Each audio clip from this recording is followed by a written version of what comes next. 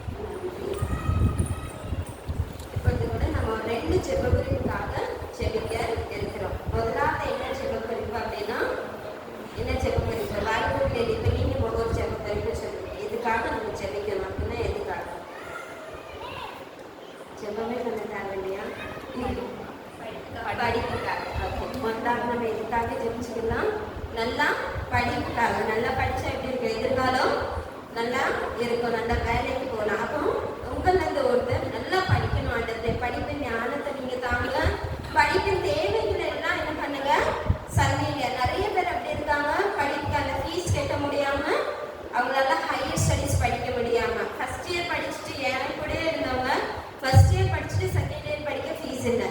So அதனால அவங்களால ஃபர்தராக படிக்க முடியல. அதனால பணம் தேவையும் சந்திக்கப்படணும், நல்லா படிக்கிற ஞானமும் தரணும் ஆண்டவர். அதுக்காக யாராவது ஒருத்தர் சட்டத்தை எடுத்து ஜெபம் செய்யுங்க.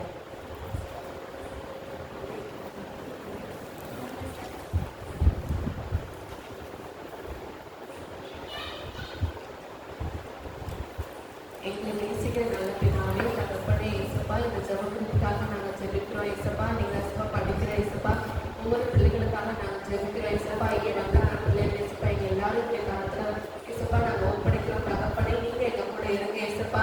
நீங்க தான் இசப்பா எங்களுக்கு நல்ல ஒரு ஞானத்தை கொடுங்க இசப்பா. நாங்க நீதிமொழிகள் வாசிச்சோம் இசப்பா, நல்ல ஒரு ஞானத்தை கொடுத்தீங்க இசப்பா. நீங்க சொல்லி இசப்பா பேசுவீங்க தகப்பனே. அதே போல இசப்பா இருக்கிற ஒவ்வொரு பிள்ளைங்களுக்கும் இசப்பா நீங்க நல்ல ஒரு ஞானத்தை கொடுங்க இசப்பா. நீங்க இசப்பா படிக்கிறதுக்கு உண்டான எல்லா தேவைகளையும் நீங்க சந்திங்க தகப்பனே. நீங்க இசப்பா அந்த படிப்புக்கு இசப்பா எந்த வித தடையோ இசப்பா இடையோ வராதபடி நீங்க பாதுகாத்து கொள்ளுங்க இசப்பா. நீங்க இசப்பா ஒவ்வொரு நாளும் இசப்பா படிக்கிற பாடம் ஒவ்வொன்றும் இசப்பா பிள்ளைகள் இசப்பா நல்லா கற்றுக்கொள்ள இசப்பா. அது மூலமா வருங்காலத்துல இசப்பா நல்ல ஒரு இசப்பா பதவியில இருக்க நீங்க வச்சீங்க இசப்பா. இசப்பா இன்னும் படிக்க இன்ட்ரெஸ்ட் இல்லாம இருக்கிற ஒவ்வொரு பிள்ளைகளுக்காக ஜெபிக்கிற இசப்பா. அவங்களுக்கு நீங்க இசப்பா புரியாத ஒவ்வொன்றும் இசப்பா நீங்க கற்றுக் கொடுங்க தகப்பனே. இசப்பா எல்லா எக்ஸாம்ல இசப்பா நல்ல ஒரு மதிப்பெண் எடுக்கவும் நீங்க திரும்பிச்சீங்க இசப்பா. நீங்க தான் இசப்பா படிக்கிற ஒவ்வொரு பிள்ளைகளும் இசப்பா நீங்க இசப்பா அந்த பிள்ளைகளுக்கு இசப்பா நல்ல ஒரு தைரியத்தை நீங்க கட்டளையிடுங்க இசப்பா. நல்ல ஒரு விசேஷத்தை ஞானத்தையும் கட்டளையிடுங்க தகப்பனே. நீங்க கூட இருங்க, ஆசீர்வதிங்க, பலப்படுத்துங்க. ஜீவன நல்ல பிதாவே கர்த்தாவே, இந்த ஜெபத்தை கேட்டு வந்துட்ட ஒவ்வொரு பிள்ளைகளையும் நல்ல ஞானத்தினால நிரப்ப போற தயவுக்காக உங்களுக்கு நான் நன்றி சொல்லிக்கிறோம். அடுத்ததான் எதுக்காக ஜெபிப்போம் அப்படின்னா பாதுகாப்புக்காக. நம்ம நிறைய நியூஸ் கேள்விப்படுறோம், நிறைய வாலிப பிள்ளைகளுக்கு சேஃப் இல்லாம அநேக விஷயங்கள் நடக்கு. அப்ப நம்ம கிராமத்துல நம்ம தேசத்துல இருக்க மக்களுக்கு மெயினா வாலிப பிள்ளைகளுக்கு நல்ல ஒரு பாதுகாப்பு இருக்கணும். எந்த தீங்கு அணுகாதபடி நம்மளை யார் பாதுகாக்க முடியும்? கர்த்தர் மாத்திரமே. அப்போ நீங்க உங்களால ஒருத்தர் அந்த வாலிப பிள்ளைல எங்களை மாதிரி இருக்கிற சகோதரரை சகோதரிய நீங்க என்ன பண்ணுங்க, பாதுகாத்து கொள்ளுங்க. சில பேர் பசங்களுக்கு மெயினா வண்டி ஓட்டும் போது ஒரு பாதுகாப்பு வேணும், பிள்ளைகளுக்கு நிறைய பிரச்சனைகள் இருக்கு. அப்ப எல்லாத்துலேருந்தும் ஒரு பாதுகாப்பு வேணும்னு உங்களை ஒரு ஜெபம் செய்யுங்க.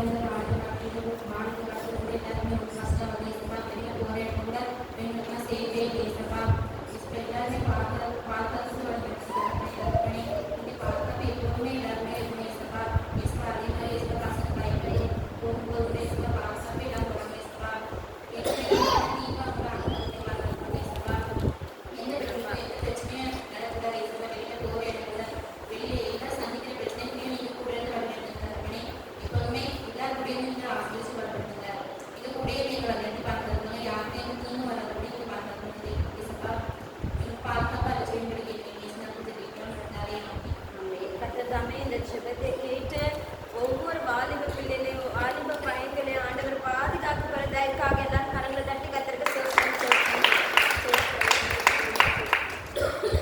வந்து கூட சகோதரி செல்சியா வந்து நீதிமொழிகள் 1 வந்து வாசிப்பாங்க. நீதிமொழிகள் அதிகாரம் 3 மாறி மாறி வாசிப்போம். சகோதரி முதல் வசனம் வாசிப்பாங்க, நீங்க 2வது வசனம் வாசிப்பீங்க.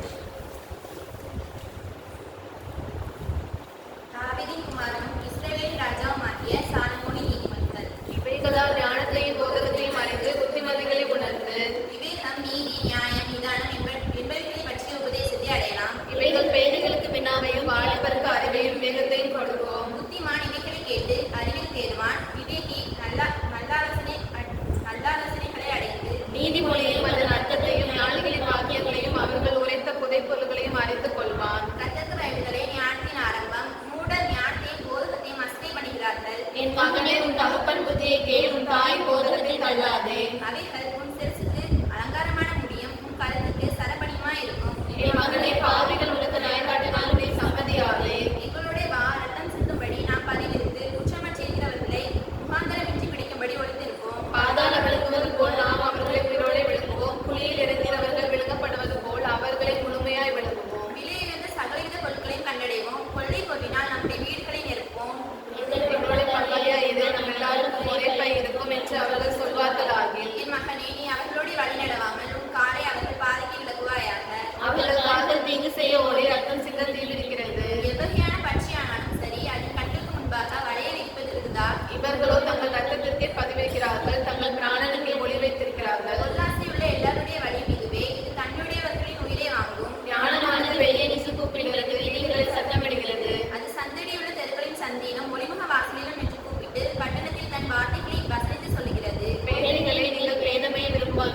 ஊழியக்காரரை நீங்கள் உண்மையில் பிரியப்படுவதும் அந்நியனரை நீங்கள் ஞானத்தை வெறுப்பதும் எதுவரைக்கும் இருக்கும்? என் கடிந்து கொள்வதற்கு திரும்புங்கள். இதோ என் ஆவியை உங்களுக்கு அருளுவேன், என் வார்த்தைகளை உங்களுக்கு தெரிவிப்பேன். நான் கூப்பிட்டும் நீங்கள் கேட்க மாட்டோம் என்கிறீர்கள். நான் என் கையை நீட்டியும் கவனிக்கிறவன் ஒருவனும் இல்லை. என் ஆலோசனையை எல்லாம் நீங்கள் தள்ளி என் கடிந்து கொள்வதை வெறுப்பீர்கள். ஆகையால் நானும் உங்கள் ஆபத்து காலத்தில் நகர்ந்து நீங்கள் பயப்படும் காரியம் வரும்போது ஆகடியம் பண்ணுவேன். நீங்கள் பயப்படும் காரியம் பூசல் போல் வரும்போது, ஆபத்து சூறாவளி போல் உங்களுக்கு நேரிடும் போதும், நெருக்கமும் இடுக்கணும் உங்கள் மேல் வரும்போதும் ஆகடியம் பண்ணுவேன். அப்பொழுது அவர்கள் என்னை நோக்கி கூப்பிடுவார்கள், நான் மறு உத்தரவு கொடுக்க மாட்டேன். அவர்கள் அதிகாலையிலே என்னை தேடுவார்கள், என்னை காண மாட்டார்கள். அவர்கள் அறிவை வெறுத்தார்கள், கர்த்தருக்கு பயப்படுதலை தெரிந்து கொள்ளாமல் போனார்கள். என் ஆலோசனை அவர்கள் விரும்பவில்லை, என் கடிந்து கொள்வதை எல்லாம் அசட்டை பண்ணினார்கள். ஆகையால் அவர்கள் தங்கள் வழியின் பலனை புசிப்பார்கள், தங்கள் யோசனைகளினால் திருப்தி அடைவார்கள். பேதைகளின் மாறுபாடு அவர்களை கொண்டு மூடரின் என்று சாரம் அவர்களை அடிக்கும். யாருக்கும் சேர்ந்து வாசிப்போம்.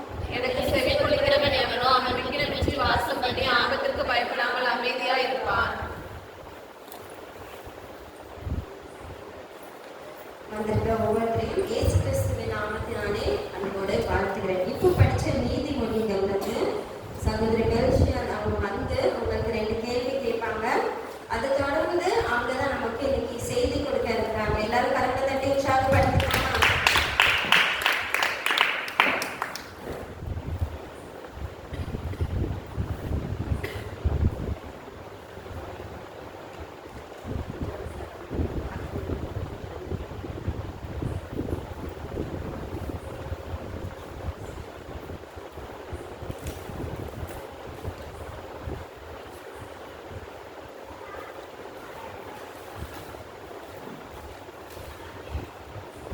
நீதிமொழிகள் வாசித்தீங்களா? கொஸ்டின் கேட்டு கை தூக்கணும், சரியா? யார் முதல்ல கூப்பிட்றாங்களோ அவங்க கேட்பேன். கை தூக்கிட்டு எளிமையில் இருக்கும்போது தான் எழுதணும். முதல் கேள்வி,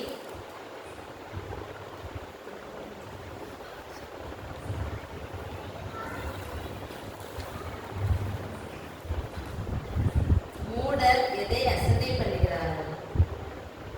ஆலோசனை. 2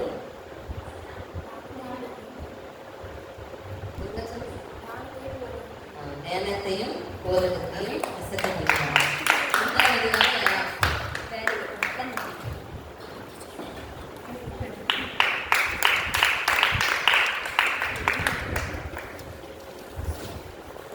அடுத்த கொஸ்டின் வந்து, எது அவர்களை அழிக்கும்? எது அவர்களை அழிக்கும்?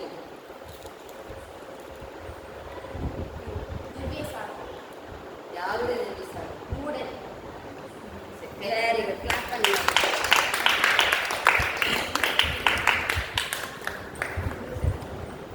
நான் படிச்சிருக்கீங்க, இன்னும் நல்லா எடுத்து ஒவ்வொரு நாளும் தியானிக்கணும். ஒவ்வொரு நாளும் நீங்க யாரெல்லாம் டெய்லி பைபிள் வாசிச்சோம் பண்ணுவாங்க?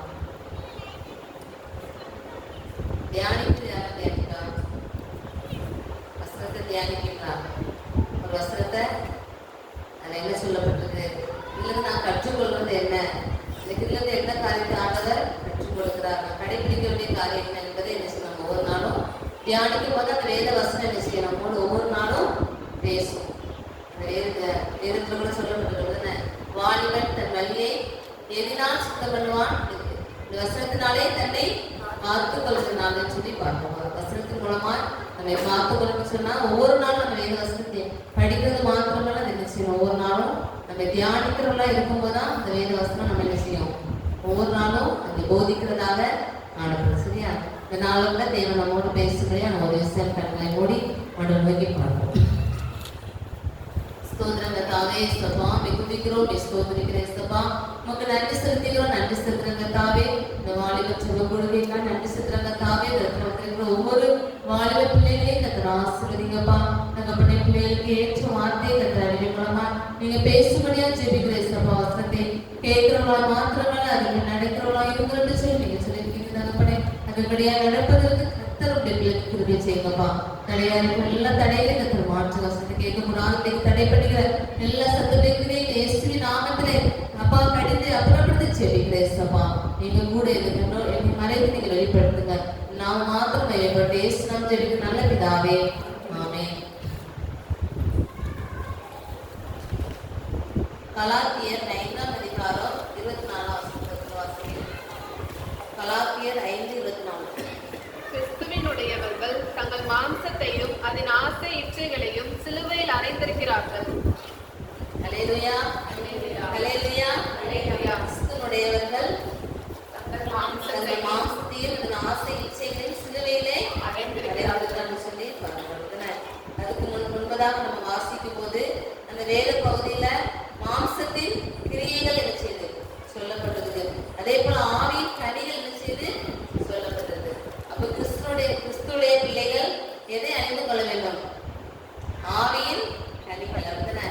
கிறிஸ்து பிளஸ் அவர், அதான் கிறிஸ்தவன் சொல்லி சொல்லப்படுது. அப்போ நம்ம கிறிஸ்துவை என்ன செய்யணும்? உடையவர்களாக நம்ம காணப்பட வேண்டும். இந்த பாவமான உலகத்துல நம்ம வாழ்றதுனால அநேக பாவக்கிரிகள் என்ன செய்யும்? நம்மை ஒவ்வொரு நாளும் மேற்கொள்ளும். அதை நம்ம மேற்கொண்டு ஆண்டவருக்கு பிரியமாய் பரிசுத்தமாய் நம்ம வாழ வேண்டும் சொன்னா ஆவியின் கனிகள் என்ன செய்யும்? நம்ம இடத்துல வெளிப்படணும். அந்த இடத்துல என்ன செய்ய சொல்லப்படுது? ஆவியின் கனிகள் எத்தனை?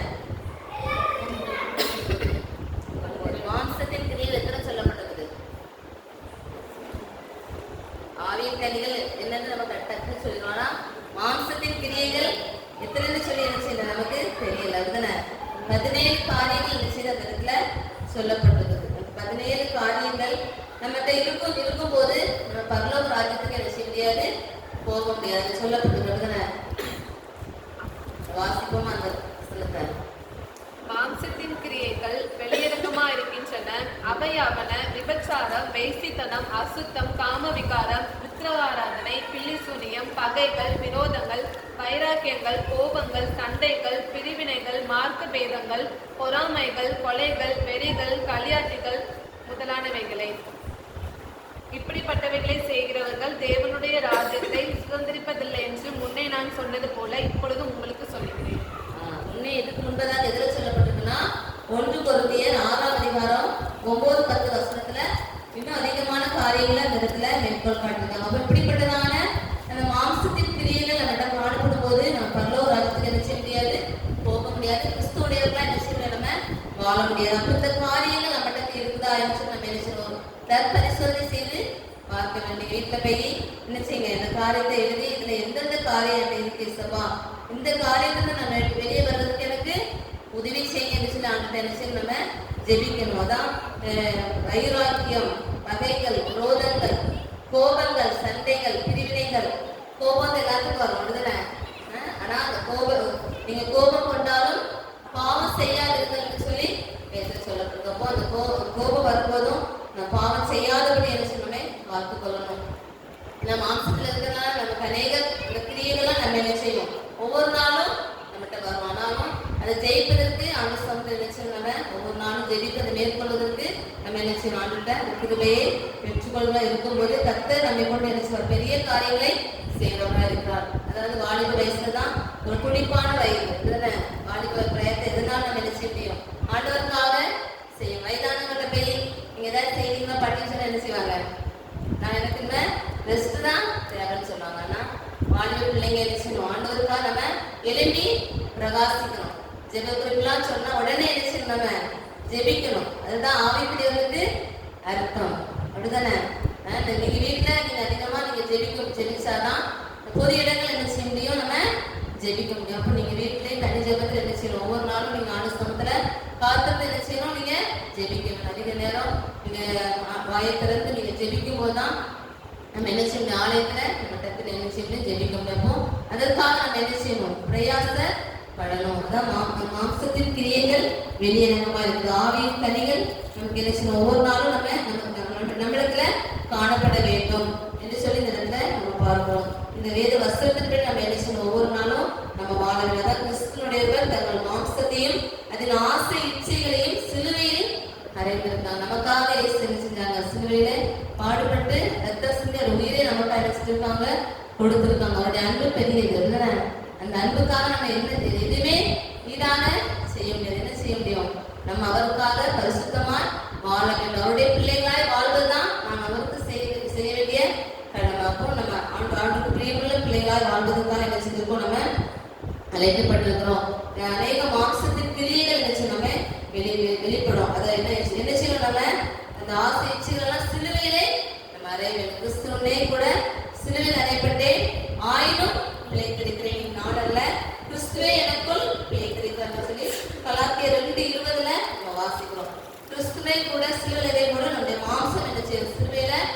அறையப்பட வேண்டும். நம்முடைய மாம்ச சிலுவையில் அறையப்படும் போதுதான் நம்ம ஆவியின் சிந்தையில என்ன செய்ய முடியும்?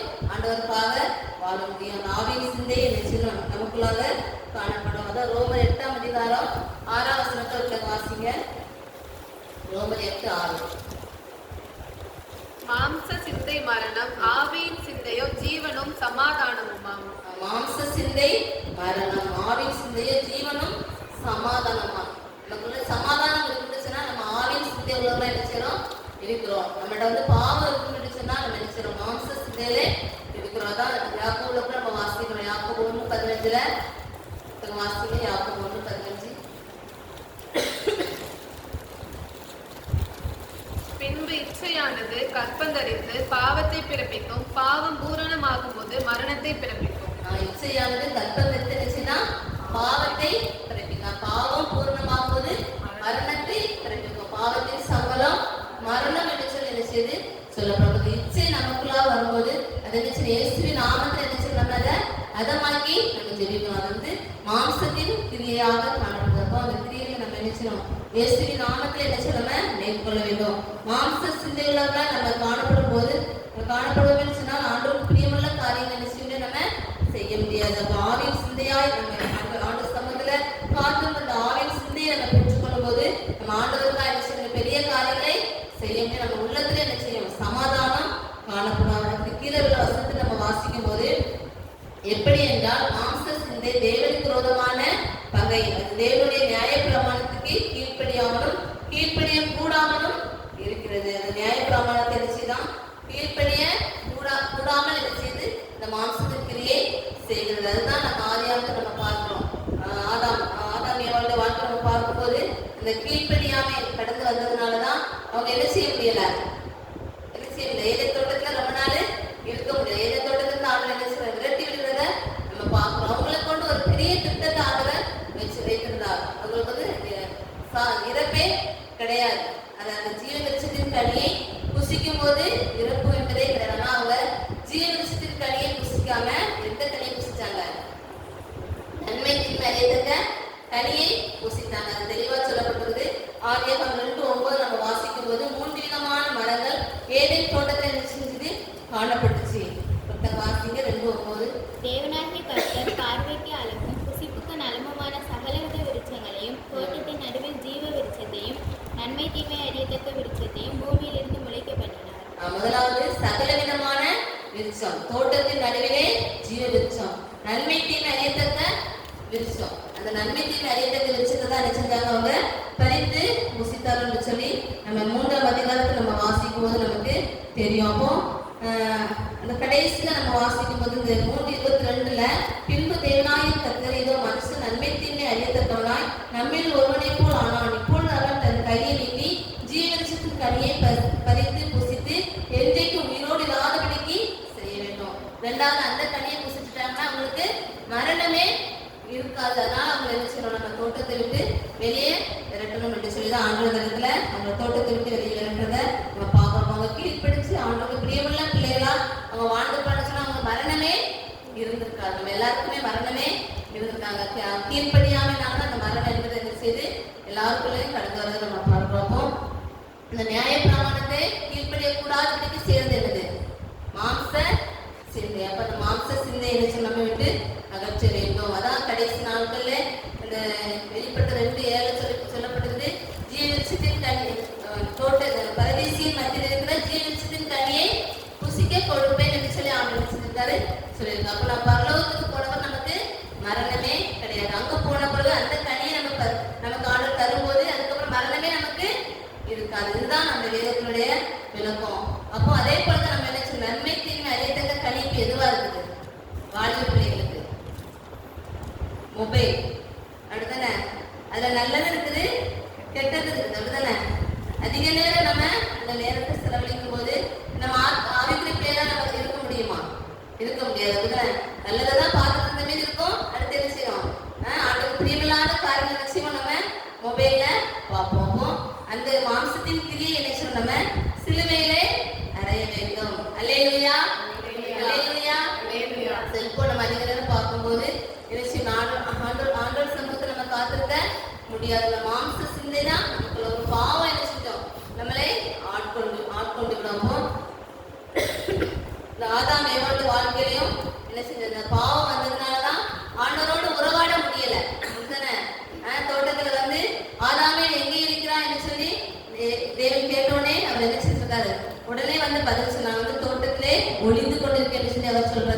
நம்ம பார்க்கிறோம். பாவம் நமக்குள்ளாக இருக்கும்போது, மாம்ச சிந்தை நமக்குள்ளாக காணப்படும் போது நம்ம ஆண்டுடைய பிள்ளைகளா என்ன செய்ய முடியாது, வாழ முடியாது. அப்போ அந்த மாம்ச சிந்தை என்ன செய்யணும், நம்ம சிலுவையிலே அறைய வேண்டும். நமக்கு எது மாம்ச சிந்தை எதுக்கு நம்ம எல்லாருக்குமே தெரியும். அப்படிதானே? எது நமக்கு ஆண்டவரோடு நெருங்க முடியாததுக்கு எது நமக்கு தடையா இருக்குன்னு சொல்லி உங்களுக்குள்ளே அந்த மனசாட்சி என்ன செஞ்சிருக்கார் ஆண்டவர் வைத்திருக்கார். நன்மை எது தீமை எதுன்னு சொல்லி நம்ம எல்லாருக்குமே தெரியும். ஆனா தீமையான காரியங்கள் செய்யும் நம்ம மனசு என்ன செய்யும், உறுத்தும். கிறிஸ்துவனுடையவர்களுக்கு என்ன செய்யும், அந்த மனசு பொறுத்து பாவம் இது செய்யக்கூடாத ஒரு பயம் என்ன செய்யும் நமக்குள்ளாக காணப்படும். அந்த பயம் காணப்படும் போது அதுல இருந்து நம்ம என்ன செய்யும், வெளியே வரும். அதுதான் அவனுடைய பிள்ளைகளுக்கு அழகாக என்ன செய்யுது, காணப்படுது.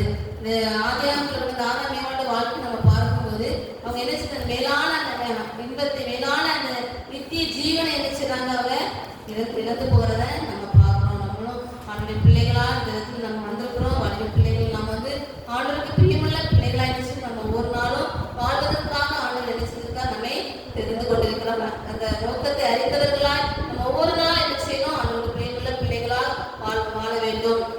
அதான் நிறுத்த சொல்லப்படுது. ரோமர் 8ஆம் அதிகாரம் 7-8 வசனத்தை வாசிப்போம். எப்படி என்றால், மாம்ச சிந்தை தேவனுக்கு விரோதமான பகை. அது தேவனுடைய நியாய பிரமாணத்துக்கு கீழ்ப்படியாமலும் கீழ்ப்படிய கூடாமலும் இருக்கிறது. மாம்சத்துக்கு உட்பட்டவர்கள் தேவனுக்கு பிரியமா இருக்க மாட்டார்கள். அடுத்த வசனம். தேவனுடைய ஆவி உங்களில் வாசமா இருந்தால் நீங்கள் மாம்சத்துக்கு உட்பட்டவர்களா இராமல் ஆவிக்குட்பட்டவர்களா இருப்பீர்கள். கிறிஸ்துவின் ஆவி இல்லாதவன் அவருடையவன் அல்ல. கிறிஸ்துவின் ஆவி இல்லாதவன் அவருடையவன் அல்ல. அப்போ தேவனுடைய ஆவி உங்களில் வாசமா இருந்தால் நீங்கள் மாம்சத்துக்கு உட்பட்டவர்களா இராமல் ஆவிக்குட்பட்டவர்களாய் இருப்பீர்கள் என்று சொல்லி சொல்லப்படுது. 10ஆம் வசனத்துல பார்க்கும்போது, மேலும் கிறிஸ்து உங்களில் இருந்தால் சரீரமானது பாவத்து நிமித்தம் மரித்ததாயும் ஆவியானது நீதி நிமித்தம் ஜீவனுள்ளதாயும் இருக்கும் என்று சொல்லி சொல்லப்படுது. அப்போ கிறிஸ்துவின் ஆவி நமக்குள்ளாய் இருக்கும்போது ஆவியான நம்முடைய வாசம் செய்கிறவராய் காணப்படுகிறார். இந்த வேத வசனம் நம்ம கேட்டுவதன்படியா வாழ்வதற்கு என்ன சொல்ல நம்ம ஒவ்வொரு நாளும் நம்ம அர்ப்பணிக்க வேண்டும். ஒரே வசனத்தை மாத்திரம் வாசிப்போம். 1 கொரிந்தியர் 6ஆம் அதிகாரம் 11-12 வசனத்தை வாசிங்க.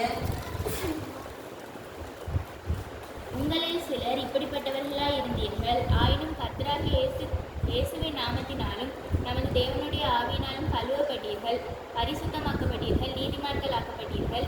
எல்லாவற்றையும் அனுபவிக்க எனக்கு அதிகாரம் உண்டு, ஆகிலும் எல்லாம் தகுதியாயிராது. எல்லாவற்றையும் அனுபவிக்க எனக்கு அதிகாரம் உண்டு, ஆகிலும் நான் ஒன்றுக்கும் அடிமைப்பட மாட்டேன்.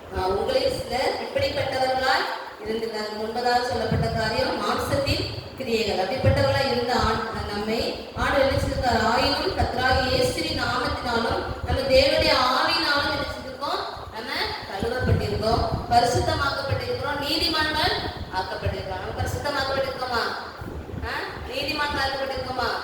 3 காரியத்துல சொல்லப்படுது. கழுவப்பட்டீர்கள், பரிசுத்தமாக்கப்பட்டீர்கள், நீதிமான்கள் ஆக்கப்பட்டீர்கள். நம்ம ஆண்டுடைய பிள்ளைகளாய் எல்லாம் ஆண்டுடைய சிந்தை உள்ளவர்களாய், கிறிஸ்துவின் சிந்தை உள்ளவர்களாய், ஆவின் சிந்தை உள்ளவர்களாய் என்ன செய்யணும், நம்ம காணப்படவில்லை. பார்த்தா எனக்கே பயமா இருக்கு.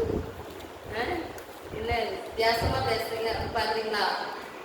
இதுதான் சத்தியம், இதுதான் கிறிஸ்தவ வாழ்க்கை. இது இப்படிதான் நம்ம என்ன செய்யணும், வாழ வேண்டும். எல்லாவற்றையும் அனுபவிக்க எனக்கு அதிகாரம் உண்டு, ஆயினும் எல்லாம் எனக்கு தகுதியா உலகத்தாருக்கு என்ன செய்ய எல்லாவற்றையும் அனுபவிக்க அதிகாரம். ஆனா ஆண்டுடைய பிள்ளைல நமக்கு என்ன செய்ய ஆண்டவர் ஒரு தகுதியை கொடுத்திருக்கிறார். நம்ம ட்ரெஸ் எப்படி பண்ணணும், நம்ம எப்படி இருக்கணும், ஆண்டவருக்கு பரிசுத்தமா நம்ம வாழ்வதற்காக நம்ம அழைக்கப்பட்டவங்க. நம்ம முன்மாதிரியான வாழ்க்கை என்ன செய்யணும், நம்ம படிக்கிற இடத்துலையும் சரி, வேலை பார்க்கிற இடத்துலையும் சரி, ஆண்டவருக்காக என்ன செய்யணும்.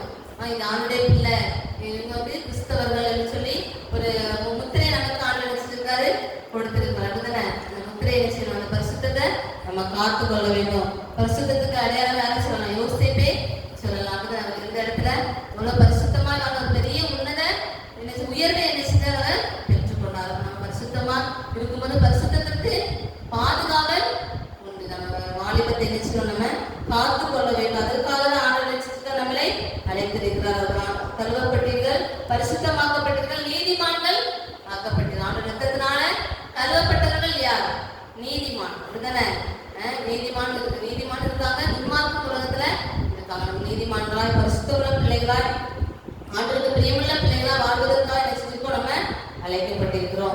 வேதவாசத்தின் மூலமாய் தேவன் நம்மோடு பேசுறது இருந்தபடியா ஒவ்வொருவரும் நம்ம வாழும்போது கர்த்தர் நம்முடைய வாழ்க்கையிலே அந்த பெரிய காரியங்களை செய்வார். சரியா?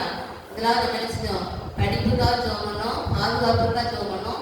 இப்போ என்ன செய்ய போறோம்? பரிசுத்தத்துக்காக ஜெபிக்க போறோம். சரியா? மூணும் இந்த இடத்துல என்ன செய்து நாங்கள் பின்னாடி இருக்கும்போது ஆவியான காரியத்தை கொடுக்குறாங்க. வாழ்வு பிள்ளைகளாகி நாம், கிறிஸ்துவ உடையவர்களாகி நாம், ஆவியின் சிந்தை உள்ளவர்களாகி நாம் நினைச்சிடணும் பரிசுத்தமாக வாழ வேண்டும். பரிசுத்தமாய் வாழ்வதற்காக நம்ம என்ன செஞ்சிருக்கோம்? அழைக்கப்பட்டிருக்கிறோம். அந்த நேரத்துல நம்ம எல்லாரும் கண்களை மூடி இந்த இடத்துல இந்த வேறு வசனத்துல வாசிச்சோம், தியானிச்சோம். ஏதோ நம்ம ஏதோ ஒரு காரியத்தை கற்றுக்கொள்ள சொல்லி நம்ம செஞ்சோம். அதுபடி எந்த காரியம் நமக்கு ஆண்டோடு நெருங்குவதற்கு எது தடையா இருக்கோ அந்த காரியத்தை இந்த நேரத்தில் நீங்க ஆண்டு சொல்ல ஒப்புக்கொடுங்க. சப்பா எல்லா காரியங்களும் இந்த மாசத்திற்கு எல்லாமே நம்ம வாசிச்சோம். ஒரு வீட்டுல போய் கூட அந்த காரியத்தை நீங்க வாசித்து நீங்க என்ன செய்யலாம், எந்தெந்த குறைகள் எந்த காணப்படுறது சொல்லி நீங்க என்ன செய்யலாம், தியானிக்கலாம். அந்த நேரத்துல கூட உங்கள்ட்ட பரிசுத்தத்திற்கு தடையா இருக்கிற காரியம், ஆண்டவரோடு நெருங்குவதற்கு தடையாய் காணப்படுற பாவங்கள் என்ன என்பது உங்க எல்லாருக்குமே தெரியும். அந்த காரியத்தை இந்த நேரத்துல ஆண்டவர் சமூகத்தை நம்ம ஒப்பு கொடுத்து என்ன செய்ய போறோம்? ஜெபிக்க போறோம். எல்லாரும் வாய்கள் திறந்து ஆண்டவர் சமூகத்துல நம்ம ஒப்பு கொடுத்து ஜெபிப்போமா? 2 நிமிடங்கள் ஆண்டவர் சமூகத்துல இசப்பா உங்களை நாங்கள் துக்கப்படுத்தின இசப்பா சில ஆண்டவர் சமூகத்தை நம்ம அர்ப்பணித்து நம்ம ஜெபிப்போமா? கிறிஸ்துவனே கூட சிறுநிலைப்பட்டேன் என்று சொல்லி சொல்லப்பட்டோம். கிறிஸ்தவர்களாய் நம்ம இருக்கிற பிள்ளைகள் ஆண்டவரோடு கூட நம்முடைய மாம்ச கிரியைகள் நினைச்சு சிறுவையில அறையப்படணும். அதுதான் கிறிஸ்தவ வாழ்க்கை. அதுதான் அவனுடைய பிள்ளைகளுக்கு அழகாக காணப்படுறதாக இசப்பா. நம்ம துக்கப்படுத்துற காரியங்கள் நம்ம வாழ்க்கையை நான் செய்து பிடிச்சிடும். ஒரு விசையா என்னை மன்னிக்க இசப்பா. சில ஆண்டு சமூகத்தை நம்ம ஜெபிப்போமா? ஸ்தோத்திரம் ஸ்தோத்திரம் கர்த்தாவே. நன்றி அப்பா, நன்றி தகப்பனே. ஹல்லேலூயா. ஸ்தோத்திரம் ஸ்தோத்திரம் ஸ்தோத்திரம் கர்த்தாவே. ஆமென் அப்பா. ஸ்தோத்திரம் மாம்சத்திற்கியா அப்பா பிள்ளைகள் காணப்படுற எல்லா குறை குற்றங்களை மன்னிங்க தகப்பனே. பாவங்கள் மீறலை மன்னிங்க இசப்பா. தகப்பனே பரிசுத்தமாய் வாழ உதவி செய்யுங்கப்பா. தகப்பனே பரிசுத்தவான்களின் பாதைகளை காப்பாற்றுகிற தேவனப்பா. அப்பா சோத பரிசுத்தவான்களை பாதுகாவலா இருக்கிறீங்கப்பா. தகப்பனே சோதர சோதரம் பிள்ளைகளாக நாங்கள் ஒவ்வொரு பரிசுத்தமாய் வாழ நீங்க கிருபை தாங்க தகப்பனே. யோசேப்பை போல அப்பா அப்பா சோதரம் அப்பா சோதரி தேவனுடைய கண்கள் என்னை பார்த்து கொண்டிருக்கிறாங்க. ஒரு பயத்தை நடுக்கத்தை நீங்க கொடுங்க இசப்பா. தகப்பனே சோத துணிகரமான பாவங்களுக்கு இந்த பிள்ளைக்கு நீங்க பாதுகாத்து கொள்ளுங்க இசப்பா. எந்த இச்சையானிக்கிறீர்கள் எந்த பாவத்திலையும் இந்த பிள்ளை அன்பாக நீங்க காத்து கொள்ளுங்கப்பா. வாழ்வை பிள்ளையாய்க்கிற இசப்பா. பரிசுத்தமாய் வாழ இந்த பிள்ளைக்கு தடையாய்க்கிற எல்லா தடையையும் எடுத்து கொடுங்க இசப்பா. தகப்பனே சோதரங்களுக்கு ஒவ்வொரு பிள்ளைகளை கழுவி சுத்திக்கிறீங்கப்பா. அப்பா கழுவுங்க தகப்பன ரத்தத்தினால கழுவி சுத்திக்கிறீங்கப்பா. பரிசுத்தமாக்குங்க தகப்பன நீதிமான்களும் பிள்ளைகளா இசப்பா. நீதிமான்களா இந்த உலகத்தில் வாழ்வதற்கு ஒவ்வொரு பிள்ளைக்கு கத்திரத்துக்கு கொடுங்கப்பா. நன்றி தகப்பனே. ஸ்தோத்திர ஸ்தோத்திர ஸ்தோத்திரங்க தாவே. ஸ்தோத்திரம் அப்பா அப்பா. ஸ்தோத்திர ஸ்தோத்திர ஸ்தோத்திரங்க எல்லா கிரியிலும் அதமாக்கி கொடுங்கப்பா. தகப்பனே ஸ்தோத்திர ஸ்தோத்திரம் அப்பா. பரிசுத்தமாய் வாழ அப்பா பிள்ளைகளுக்கு கிருபை கொடுங்க தகப்பனே. எல்லா தடைகளை இயேசுவின் நாமத்தில் மாறுவதாக தகப்பனே. கிறிஸ்துவுடைய பிள்ளைகளப்பா அநேகருக்கு ஒரு சாட்சியுள்ள பிள்ளைகளால் முன்மாதிரியா வாழ்வதற்கு உதவி செய்யுங்க தகப்பன். இதை செய்யப்படுற கிருபைகளுக்காக நன்றி தகப்பனே. இருக்கிற ஒவ்வொரு பிள்ளைகளையும் ஆசீர்வதிங்கப்பா. நாம மாத்திரம் மையப்படட்டும். இயேசு நாம் ஜெபிக்கும் நல்ல பிதாவே. ஆமென்.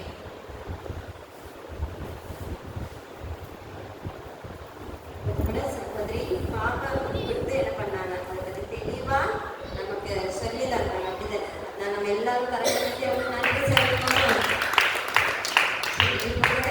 இவ்வளோ நேரம் எதுக்கு அந்த செக்ஷன் என்ன இது வந்துட்டு அப்படிதானே. இப்போ கிஃப்ட் நம்ம பிரிப்போம். லாஸ்ட் வீக் சீக்ரெட் சாண்டான நேம் என்ன பண்ணோம்? உங்களுக்கு கொடுக்கப்பட்ட நேம்ல நீங்க என்ன பண்றீங்க? வாங்கிக்காதீங்க. ஒரு வேலை இந்த கிஃப்ட் உங்களுக்கு உங்க ஃப்ரெண்ட்ஸ்க்கு வேற யாருக்கும் நீங்க கொடுக்கணும்னு நினைச்சிருந்தீங்க கிஃப்ட் தவிர நெக்ஸ்ட் கம்மிங் Thursday இதே மாதிரி அகைன் மீட்டிங் இருக்கிறதுக்கு முன்ன நீங்க என்ன பண்ணலாம்? உங்க ஃப்ரெண்ட் நேம் எழுதி உங்களுக்கு கொடுக்கணும்னு விருப்பம் என்ன பண்ணலாம்? இதுல சீக்ரெட் சாண்டா ட்ரீக்கு கீழே கொண்டு வைக்கணும். ஓகேவா? தோணுச்சு கம்பல்சரி அப்படின்னு உங்க ஃப்ரெண்ட் நேம் எழுதி ஓகே உங்களுக்கு நான் இந்த கிஃப்ட் கொடுக்கணும். இப்போ உங்களுக்கு கிடைச்ச நேம்ல நீங்க என்ன பண்ணிருப்பீங்க? கிஃப்ட் வாங்கியிருப்பீங்க. ஆனா உங்க ஃப்ரெண்ட்ஸ் நேம் இவங்களுக்கு நான் கிஃப்ட் கொடுக்க விருப்பப்படுறேன். அது நம்ம என்ன பண்ண போறோம்? கம்மிங் Thursday பண்ணுவோம். ஸோ எப்படி யூத் மீட்டிங் நல்லா வந்து இன்ட்ரெஸ்டிங்காக போகும். ஸோ எல்லாரும் என்ன பண்ணுங்க? தொடர்ந்து யூத் மீட்டிங்க்கு வரும்படியாய் அன்போடு கேட்டுக்கொள்கிறேன். ஸோ ஃபர்ஸ்ட் நேம் வாசிட்டா அதுதான்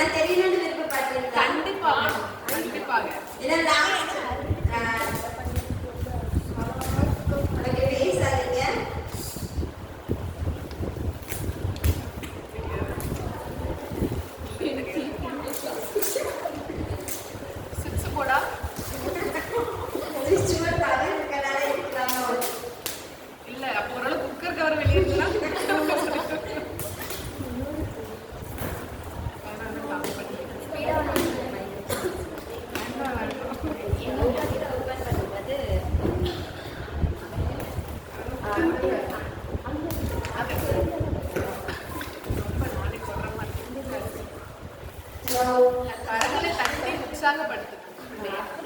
சும்மா கிளிமா அப்படிதான் வச்சிருப்பாங்க.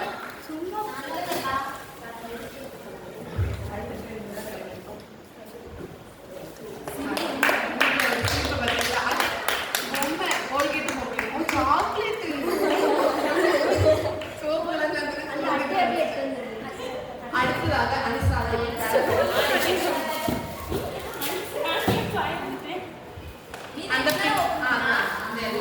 யார் நேம் இருக்கு? ஜெஸ்லின். ஜெஸ்லின் யாரா? எனக்கு தெரிஞ்சு செங்கல் சைஸ்ல இருக்கிறதுனால செங்கல் தான் நினைக்கிறேன். செருப்புன்னு நினைக்கிறேன். வரலன்னா அந்த கிஃப்ட் எனக்கு தந்துருக்கேன். ஒன்று நான் வாங்கிட்டேன். இந்த பிள்ளைக்கு யாருமே கை தட்டல, கொஞ்சம் கை தட்டல.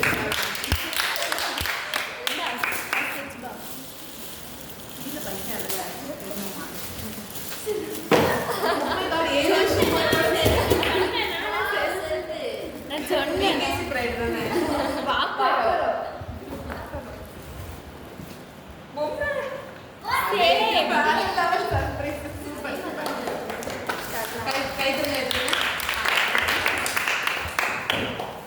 கீழே பெருசா ஒரு பிங்க் கலர் இருக்கு, அது ஒன்று இருந்தேன்.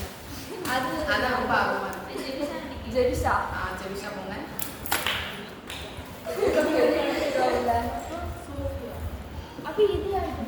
எனக்கு தெரிஞ்சு கிறிஸ்மஸ்க்கு ட்ரெஸ் கரெக்டா? சராரா.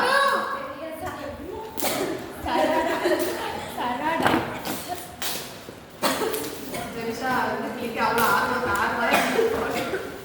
உண்மையிலே ட்ரெஸ் தான் சொல்ல முடியாது. இதே மாட்டே வச்சிருப்பாங்க, சொல்ல முடியாது. இல்லை உடச்சிட்டு பார்த்தா இன்னும் பெருசா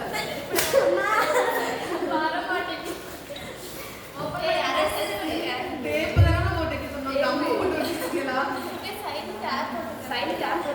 அந்த சைடு ஒரு இதெல்லாம் யுவர் குப்பைஸ்லாம் நீங்க இப்பெல்லாம் லாஸ்ட்ல இருக்கலாம். குப்பையெல்லாம் அடுத்து எடுத்துக்கலாம். இது ரொம்ப பேசுவாங்க. அந்த பையன் யாரு? அடுத்து ஜிஆர்டி. எனக்கு தான் காயத்ரி எத்தனை பவுன்? 10. அந்த பிள்ளைக்கு யாராவது இந்த ஓப்பன் பண்ணிட்டோம். அடுத்ததும் பொம்மை கரடி.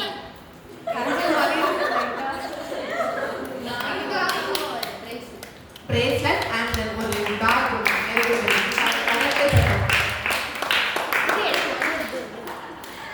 எல்லாரும் பொம்மை இருக்க எல்லாருமே வீட்டை ஷோகேஸ் பண்ணி அந்த கேரக்டர் நானே பார்ப்போம். காயத்ரி காயத்ரிக்கு 3 பேர் 6 நினைக்கிறேன். நந்தினியா? நந்தினி. எனக்கு தெரிஞ்சு பிரேஸ்லெட் நினைக்கிறேன். கோல்டு பிரேஸ்லெட் யாரோ வாங்க சொல்ல முடியாது. சின்னதா இருந்தா உள்ள பெருசா இருக்கும். பட்டாசு வச்சிருக்காம ரொம்ப லைட்டா பெருசா.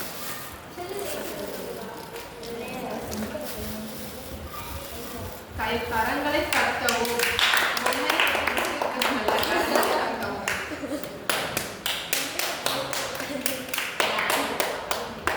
என்னது பேங்கிள். அழகான பேங்கிள்.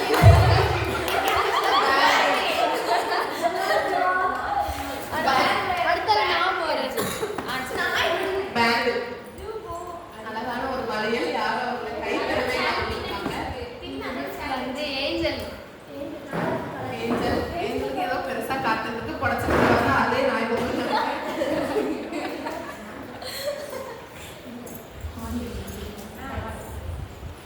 ஹார்ட் வச்சா தரவாங்க. ஏன் அந்த ஹார்ட் கட்டமா போடாத தரவாங்க?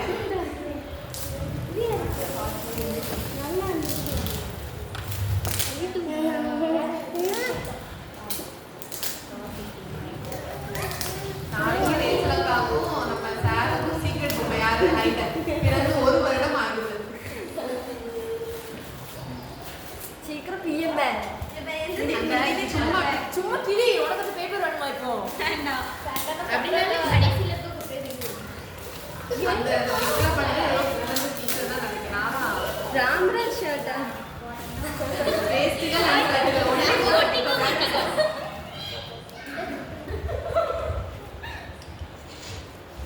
கிறிஸ்மஸ் புத்தாடை ஒன்றுக்கும் கட்டிக்கும்.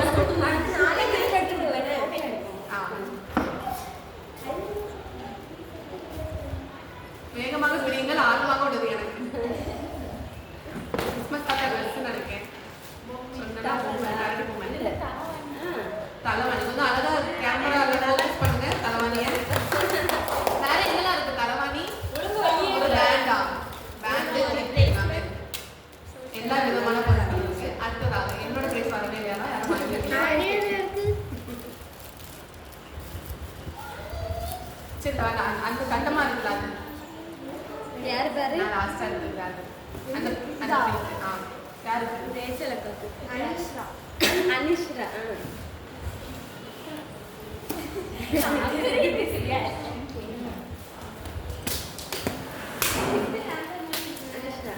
இது வந்து ஃப்ரேம்ல வாங்க, ஃப்ரேம்ல வாங்க.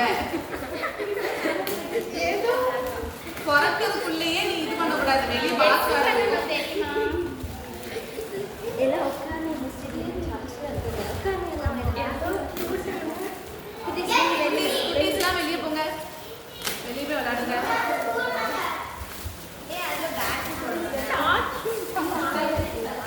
அது அதாவது நம்மளுடைய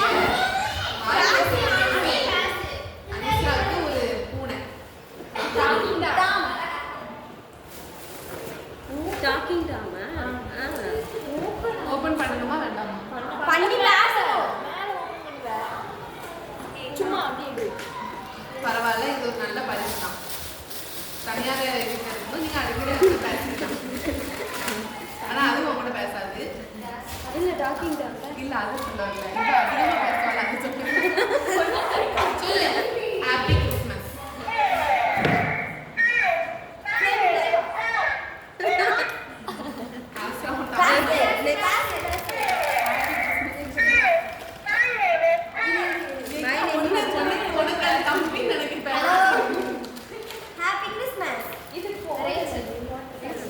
ரேச்சல் அக்காக்கு யாரும் உற்சாகமாக கலந்து உற்சாகமாக கலந்து அந்த ஜிஆர்டி பை யாருக்கு போகுதுன்றது கடைசியாக நாங்கள் தெரியப்படுத்தணும்.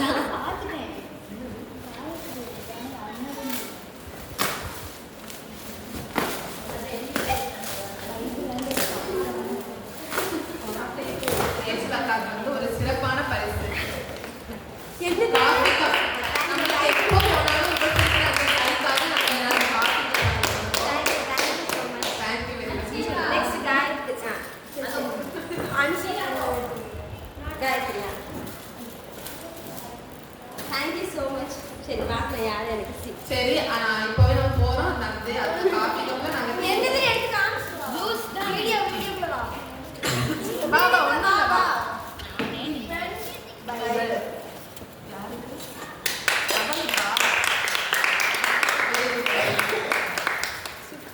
பைபிளை நன்றாக வாசிக்கணும்.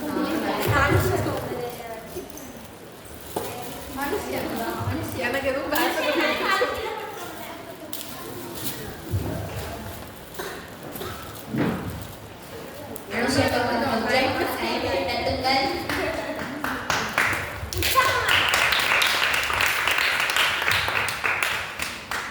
அதெல்லாம் நீங்க எடுக்க வேண்டாம். அவரை பிரித்து கொள்ளும்படி கேட்டுக்கொள்கிறோம். சும்மா தாழ்மாரா மெதுவா பிடிக்காதீங்க, சும்மா பிரிச்சு கொடுங்க.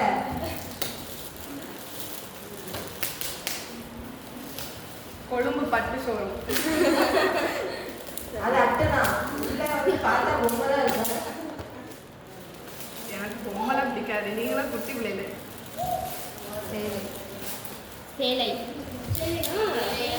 காஞ்சிபுரம் பட்டு. காஞ்சிபுரம்லவே எடுத்துட்டு அவங்க பாக்குறோம். போனோம் எல்லாரும் சேர்ந்து.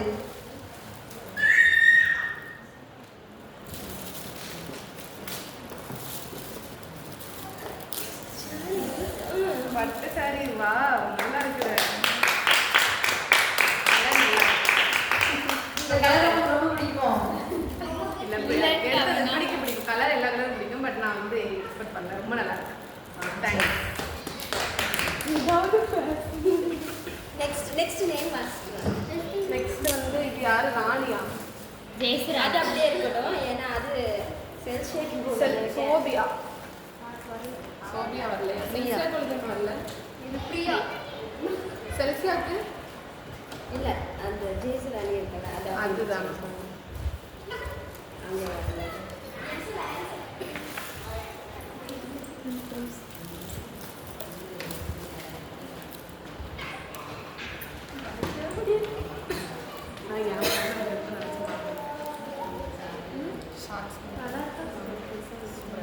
சரி, சீக்ரெட் சாண்டா தெரியுமா? பாஸ்டா தெரியாது.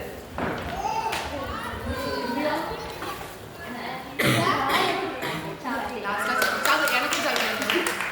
சோபியாக்கு யார் கொடுக்க போறீங்க? அங்க வந்து ஓபன் பண்ணி காட்டுங்க. சோபியா கிஃப்ட் யார் கொண்டு வந்தது? சோபியாவோட சாண்டா செல்சியா. நந்தினி. நந்தினி. சரி, நந்தினி.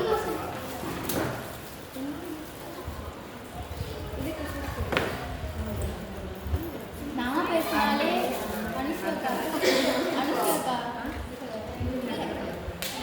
நான் பேசினாலே ஸ்பீக்கருன்பா. அதாவது அது உன்னோட கூட பேசுறேன். அது பேசுறேன்.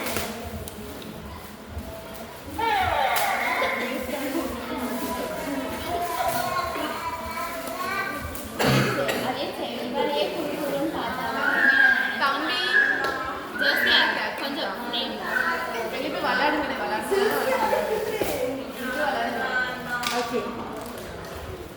என்னது? நாய்.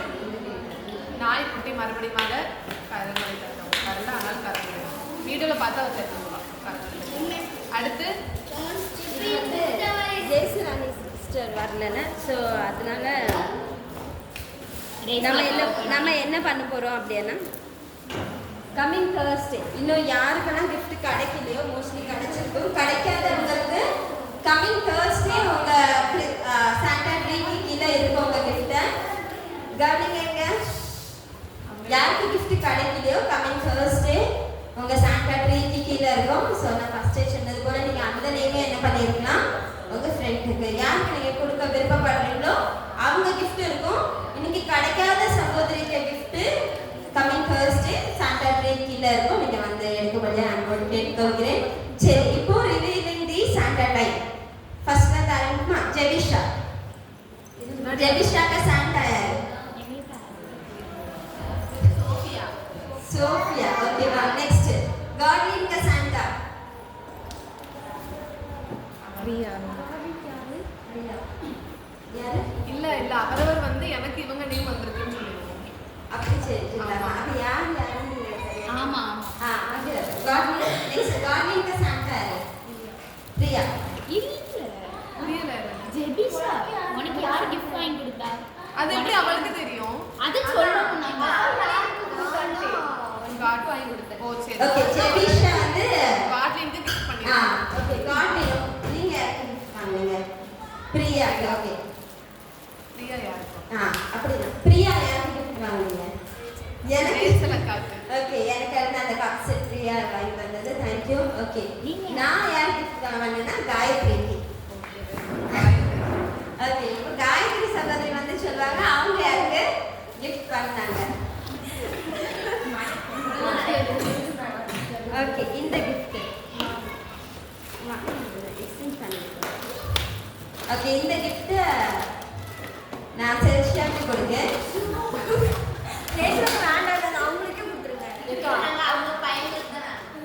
ஓகே, அப்போ Thursday gift வாங்கிக்கிறீங்களா? ஓகே, நெக்ஸ்ட் வாங்க. அவ அந்த டாமே நந்தினிக்கு. ஓகே, நெக்ஸ்ட் வராதுங்க. நந்தினி நீங்க யாரு வாங்குவீங்க?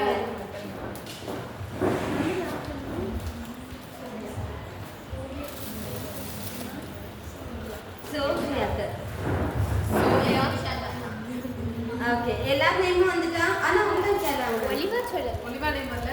வாங்க, வராதவங்க தான் வாங்க. ஏஞ்சல் வரா. ஓகே, ஏஞ்சல் யாருக்கு கிஃப்ட் பண்ணீங்க? ஒலிவா. ஓகே, ரொம்ப பெருமையா இருக்கு. நான் அனிஷா.